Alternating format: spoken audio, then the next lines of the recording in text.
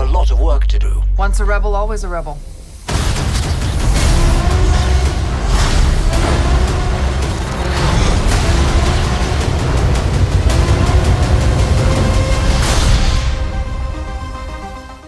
Which the actress is playing her, she's kind of like, you know, the way she has like this super intense stare, and it's like it's one of two things. Either she's like paying attention to what everyone is saying, or everything's just going over her head. And she's absorbing none of it. I just like to think like as she's like, you know, as her master's talking to Elsbeth or everybody else, there's just this like little song playing, and the dun dun dun dun dun dun dun dun.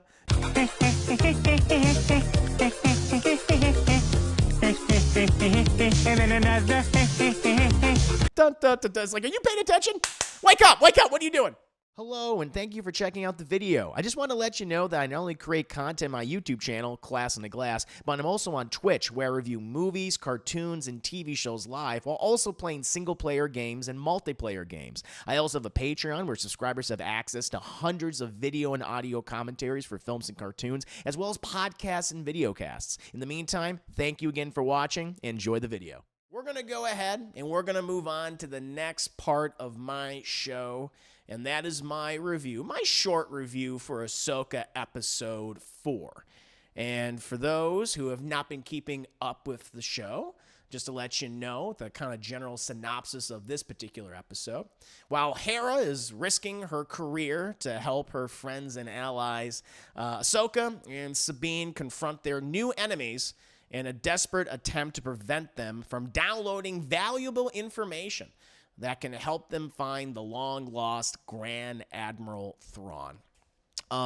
Before really getting into like the specifics of this episode, I did want to kind of share my overall thoughts on the series, so far.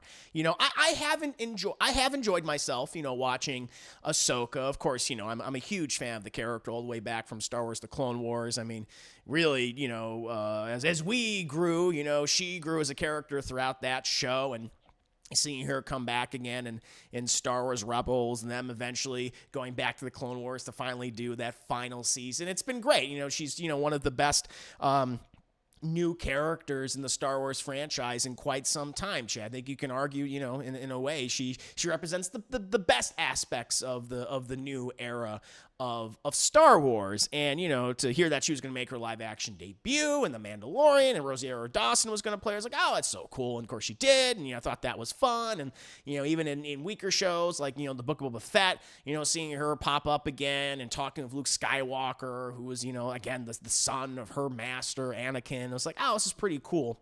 And so, when they announced that they were going to do an Ahsoka series, I was excited. I was like, okay, awesome. I love the character. I'm glad she's just getting a lot of support. Initially she was despised, but, as they did more with her, fans truly fell in love with her. And, I loved a lot of her stories and a lot of her arcs and things and the character that she, came to be. And I have to say, though, like watching these first 3 episodes, now 4 episodes at this point, I have, even though I have enjoyed myself, I have had a number of criticisms of the series, so far. One of the things that I've just realized over time just watching is that this is a very different Ahsoka.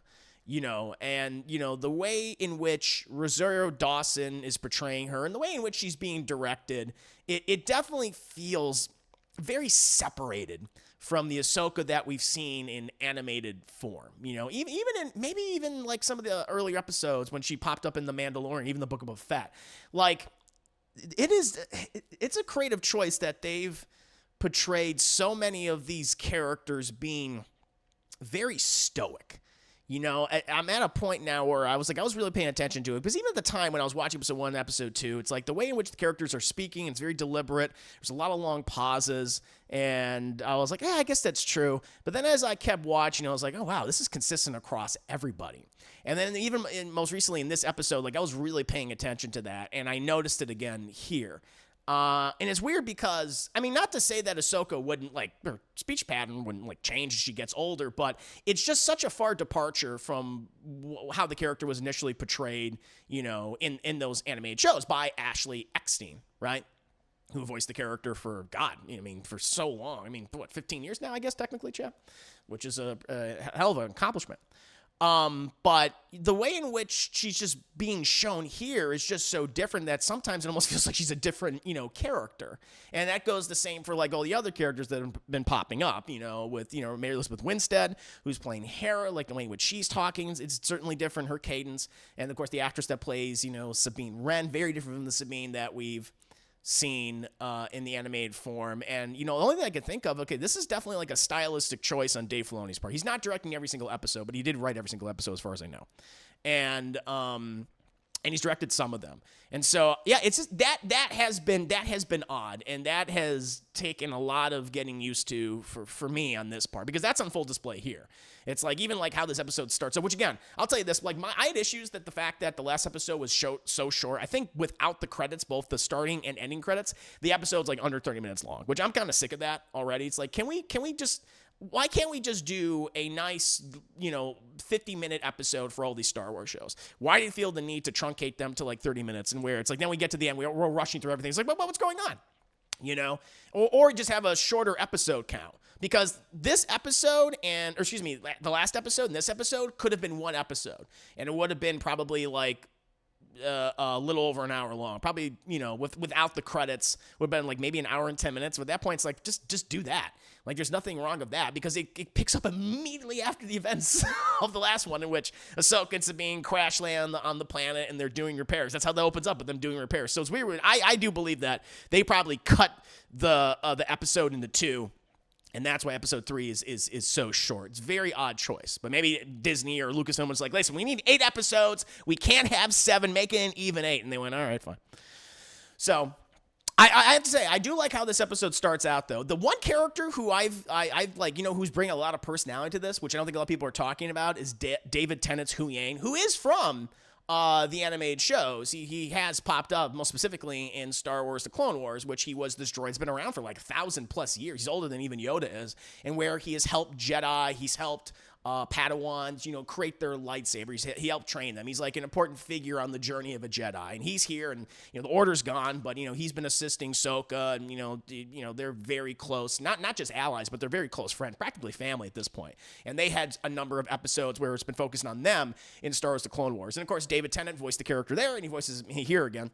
And he's just bringing like a lot of that personality back to it. Whereas everyone is so stoic in this series. He's the one who is the most, despite being a droid, he's the one that's bringing the most personality. Like, he's sarcastic, he's sassy, but at the same time, he's speaking a lot of sense. Even between all the sass, even between some of the sarcasm, right, and the matter-of-fact way he likes to talk, there's a lot of warmth that comes from him.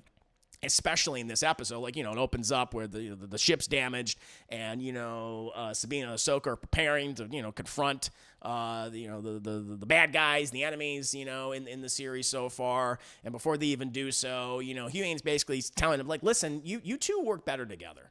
All right. So don't go running off. Don't go running off doing your own thing because you both think you know better than the other person. It's like, stop that, all right? You work better together, all right? You should be friends. And so I was like, goddamn right! So I said, yes, Huyang, thank you for telling them that. It's the way it should be. And so, yeah, he's just speaking a lot of sense, and I like this. It's so funny it was coming from the droid character. Although a lot I have to say, a lot of the best characters in modern Star Wars have actually been some of the droids. funny enough. Huyang, and certainly it's the case for K2SO, who's excellent in Rogue One. I'm actually looking forward to them popping up again in Andor, but that's, neither here nor there. That's for another conversation. But, starting off, I thought he had a really good, strong start with Huyang, focusing on him, and I think he is a very good supporting character in this series, and is necessary because he brings a lot of personality where a lot of the other characters don't have that personality. Moving on from that, we do most of the episode does focus on Ahsoka and Sabine and them confronting their various enemies. Mostly it's Ray Stevenson's character of Baylan Skoll, and Ivana Sakno is Shin Hati. And also that Imperial Inquisitor guy too. There's been so much speculation in regards to that Imperial Inquisitor guy, and everyone's saying like Marok, Matok or something, whatever his name is, Chad, Mr. Marok. I'm gonna call him Mr. Marok. Everyone's been saying like he's this person, he's that person, it's Ezra, which wouldn't make any sense because they're looking for Ezra, so why would Ezra be here? He'd be trapped in the galaxy, so that theory was always stupid. But I am so glad that I did not pay attention to any of these fan theories or anything, because the theories, Chad, at the end of the day, the theories are always gonna be more interesting than the thing that they show you, right? And so I'm so glad I did not get invested in that specific character, what his background, might be. He's just a bad guy. He's a cool looking bad guy that fights our heroes across these, episodes, and he does so here. I'm not going to tell you what happens to him, but I was like, yep, okay, that's exactly what he was, and that was his function. Right. But speaking of the bad guys, not to move away from Ahsoka and Sabine, but I do kind of feel like at this point they're kind of the most uninteresting aspect of the show right now, sadly, at least at this point. But I'm really liking Ray Stevenson as Baylan Skoll and Ivana Sakno as Shin Hati, or the Master and Apprentice. They're the one that opens up with them in the series. And they're not Jedi, they're not Sith, they're something different.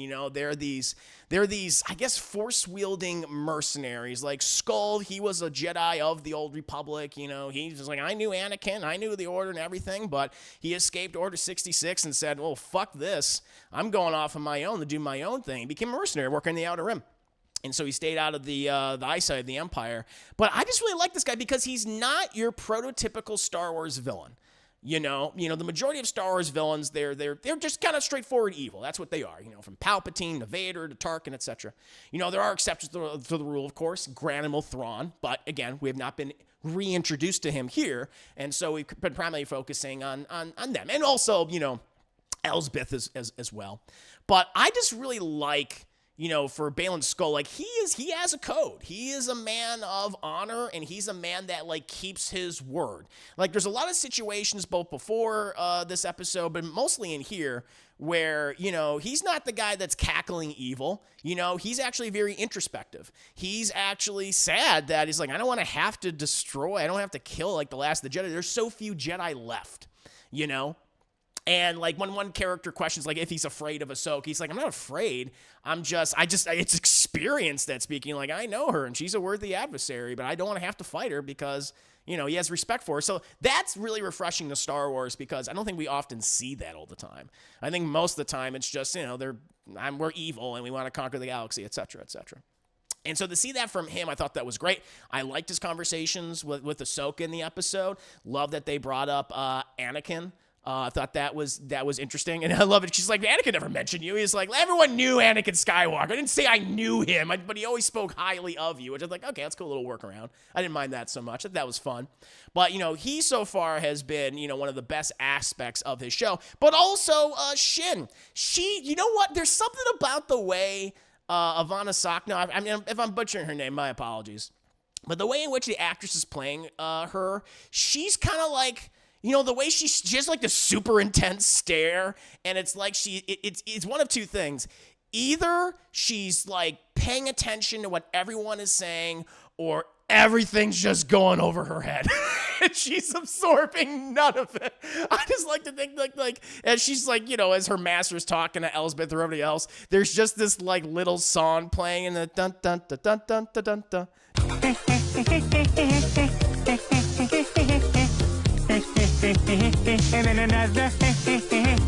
Dun, dun, dun, dun. It's like, are you paying attention?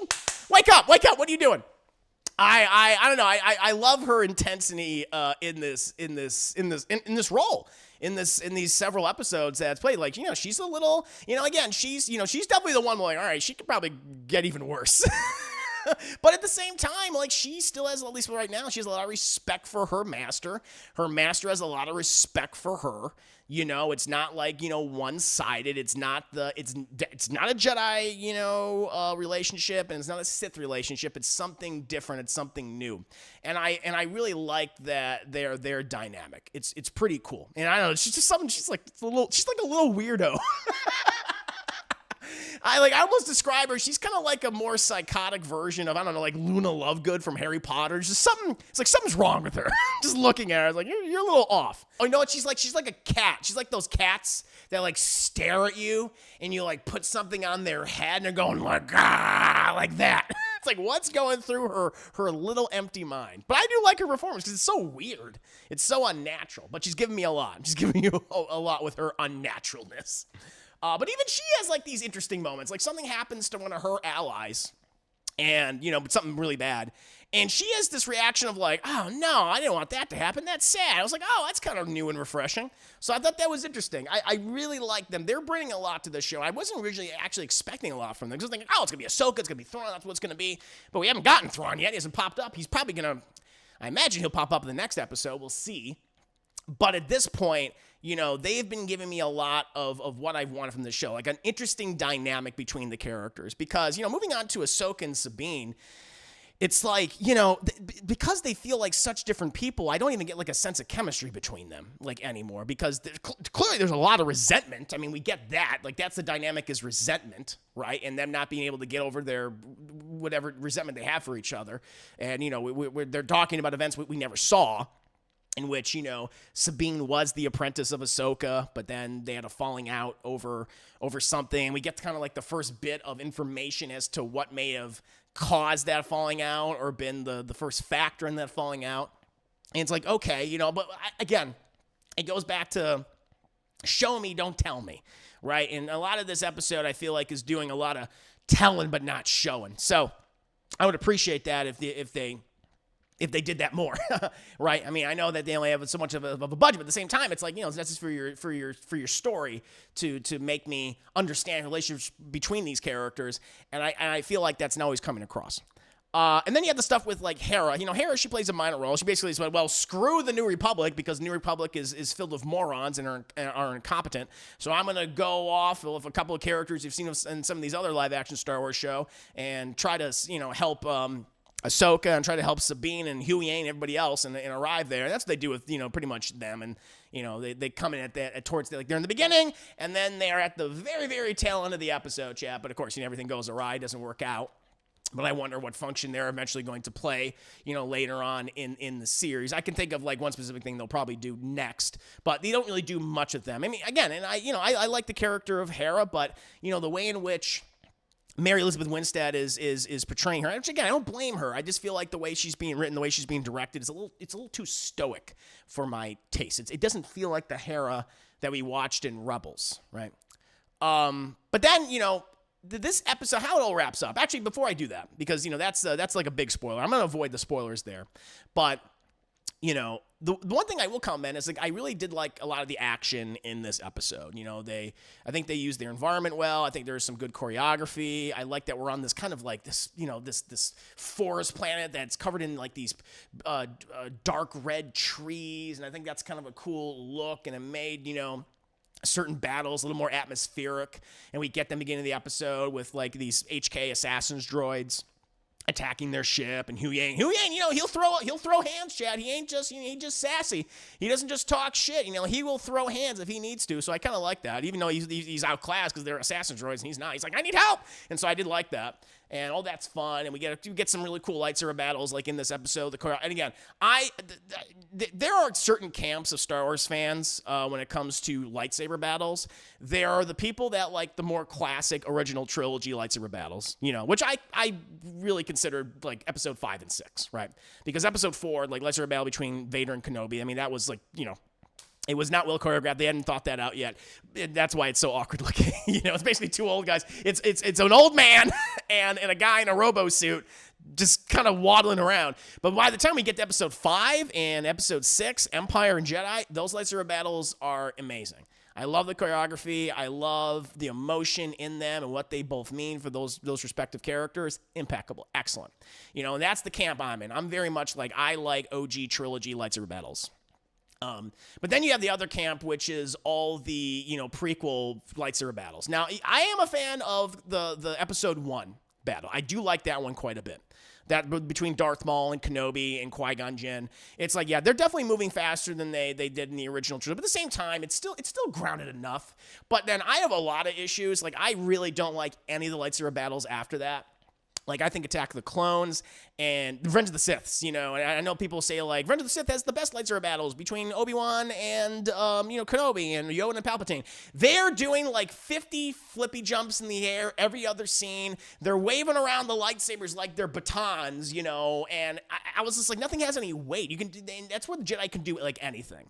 I didn't like the idea that, like, Jedi can do absolutely anything. I like how they portrayed Vader and Palpatine and Luke Skywalker in the OG trilogy and what they could do and what they could not do. But here it's like, you can do fucking anything. And I always kind of found that, I don't know, it was just so obnoxious the way it looked. It just feel like they never had any weight. It feels like, the possibilities are endless, and it was too much for me.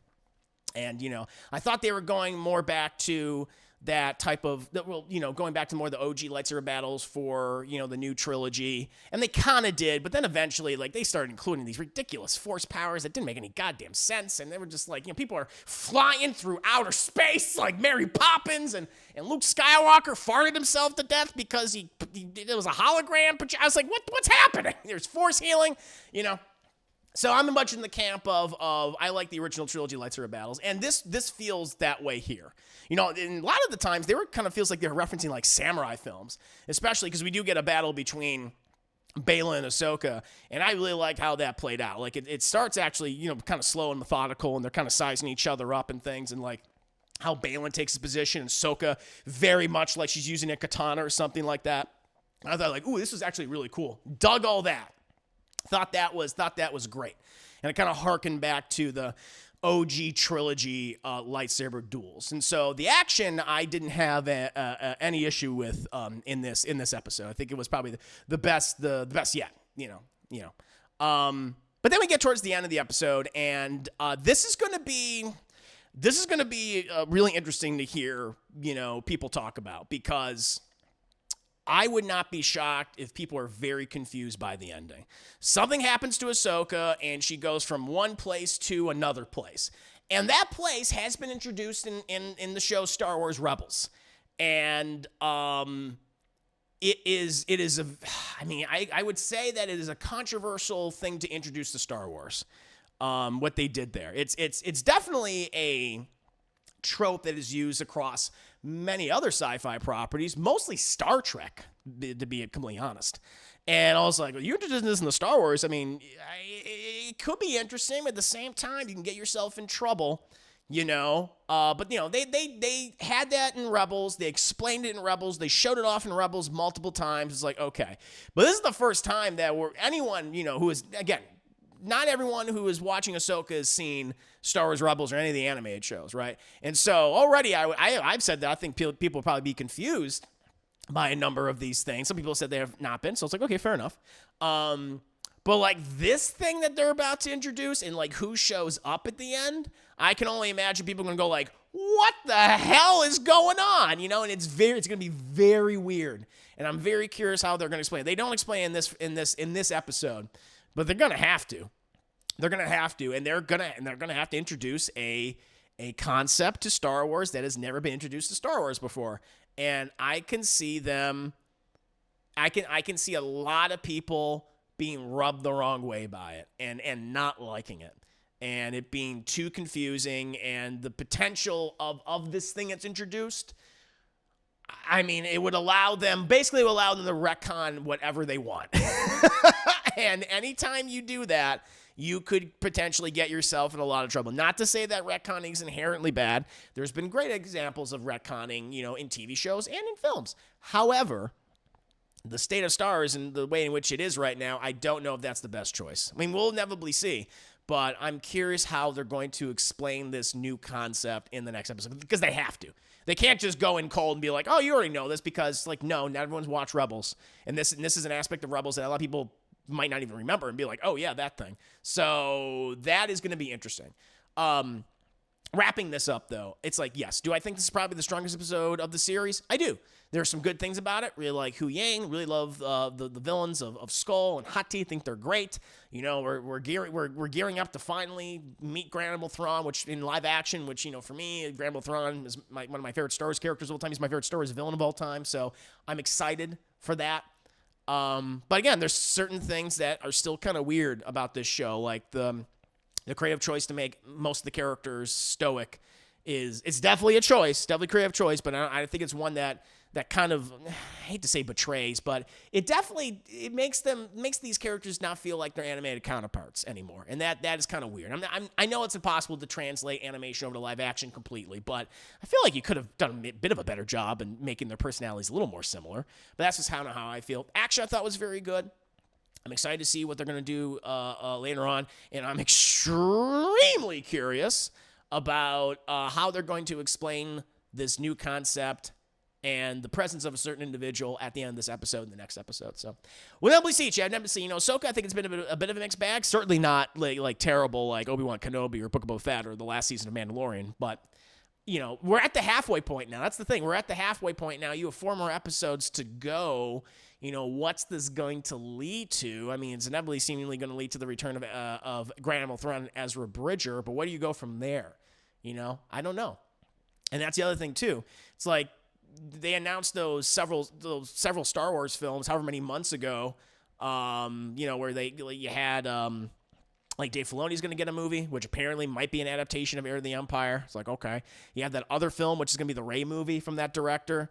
And then you have James Mangold, who, at least for now, is still attached to make a Star Wars movie. I don't think that's going to happen after the poor performance of Indiana Jones, both critically and financially. It's one of the biggest box office flops of all time, but, you know, we'll see.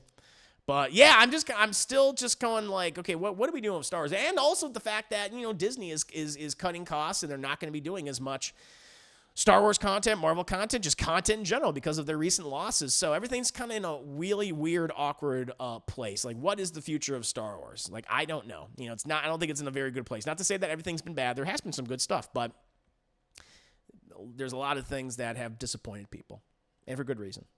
But we'll see. We'll see. That's my overall thoughts on Ahsoka episode 4. What about you guys? What did you think of the episode? Did you have the same complaints that I did? Did you enjoy the same things that I did? Let me know. 5 minutes later. Human Like Human, big fan of the old school lightsaber battles. There was consequences behind it. Yes, if a lightsaber turned on, somebody lost them, and they're like 100%. That's the other thing. Like, I don't like that. And this has been going on for a while. You know, like lightsabers don't seem to mean anything anymore, and like anyone can recover from a lightsaber injury, and it's just like what? No, like when you get stabbed, when you lose a limb, it's like it's impactful. Like you think of like the original trilogy when Luke Skywalker gets his hand cut off, that was shocking. That was like, as a kid watching, I was like, oh my God, it's like the worst thing in my mind. Anything could happen to anybody, like getting your hand cut off. It's like, holy hell. Like, and his reaction's like, ah, like he screams and shit. He got his ass kicked yet. He looked awful, right? And I was like, oh my God. And so like anytime someone got stabbed or got their limb cut by a lightsaber, it was like, ooh, pretty graphic and gnarly, you know? And, like, you know, like, even the prequels, like, you know, certainly in episode 1, I think they did it well. When Qui-Gon gets stabbed, it's like, holy shit, you know, that was a huge moment. But then even as the prequels went along, I felt like even lightsabers just didn't mean anything. Like, even when Anakin gets his fucking arm cut off, he has, like, no reaction. Again, I think that's the direction of George Lucas. But he's like, and he, like, faints or something, which I guess you would faint. But at the same time, it's just, like, it didn't have that visceral, like, holy hell. You know, or even when, you know, when Obi-Wan Kenobi turns Anakin into like a torso, where he cuts off all of his limbs. And I was like, yeah, it's not hitting. And then it's kind of continue on into Disney Star Wars, where, you know, you get people stabbed and slashed and they're just fine. You know, it's like, what the fuck is this? You know, it's weird. You know, I think the OG trilogy handled it the best, where it's like, oh my God, like when someone got hit by a lightsaber, it's horrifying. I hope everyone enjoyed the video, and I want to take the time to tell you about my Patreon, Class in the Glass, which offers hundreds of film commentaries and video reactions to numerous movies, TV shows, and cartoons. If you're a fan of shows like Batman the Animated Series and Avatar: The Last Airbender, or films like Aliens and Raiders of the Lost Ark, my Patreon is the platform for you. Currently, I'm doing a subathon to reach 75 subs on the platform. If we hit 75 subs, we'll be able to start voting on the next edited YouTube reaction, which will include actual clips and and scenes from the movies and shows I comment over. Choose from such films as Fire and Ice, Masters of the Universe, Mighty Morphin Power Rangers the movie, Mortal Kombat Annihilation, or Spawn. Subscribing at any tier level is appreciated, and feel free to give feedback at any time. Thank you again for watching the video, and see you next time.